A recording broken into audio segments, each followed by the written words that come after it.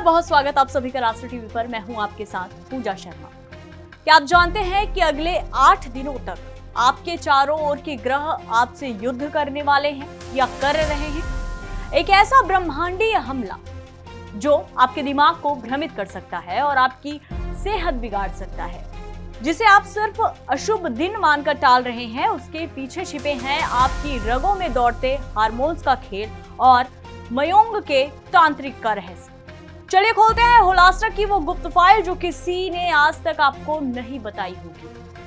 साल 2026 में होलास्ट्रक 24 फरवरी मंगलवार को सुबह 7:01 से शुरू हो चुका है।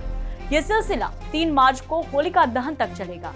ज्योतिषों के मुताबिक ये 8 दिन बेहद भारी होते हैं, क्योंकि इस दौरान सौर मंडल के 8 प्रमुख ग्रह अपनी सामान्य स्थिति छोड़कर उग्र यानी कि आक्रामक हो जाते हैं। हर दिन एक नया ग्रह आपके मन और शरीर पर चोट करता है। पहले दिन चंद्रमा मन को अशांत करता है, फिर सूर्य अहंकार बढ़ाता है और आखिरी दिन राहु भ्रम का जाल बुनता है। अब सवाल यह है कि इस दौरान क्या वर्जित है और क्या करना फलदायी है।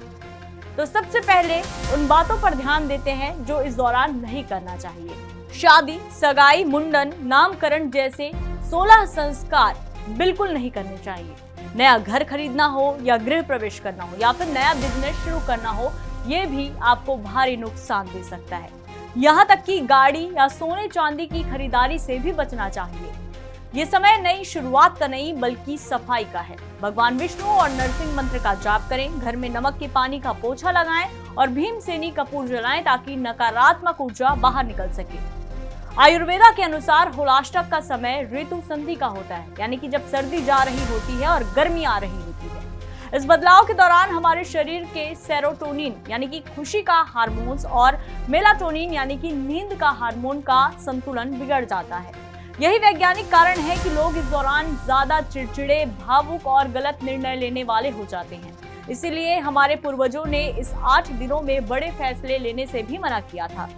इस साल सबसे बड़ा सस्पेंस 3 मार्च को लगने वाला है, चंद्र ग्रहण। इसके कारण होलिका दहन के मुहूर्त को लेकर भी बड़ी उलझन है।